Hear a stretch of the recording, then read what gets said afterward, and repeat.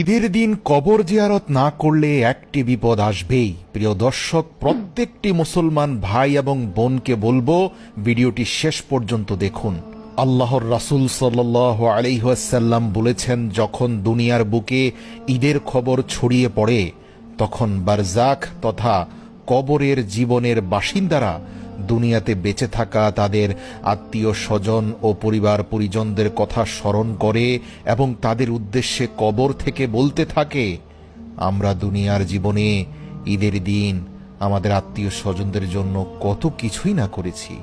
আমাদের রেখে যাওয়া সম্পদ ভোগ করে আমাদের বংশধররা কত আরাম আয়েশে আছে, কত কষ্ট করে হালাল হারাম না বিচার করে তাদের জন্য এত কিছু জুড়িয়ে কবরে এসে শুয়েছি।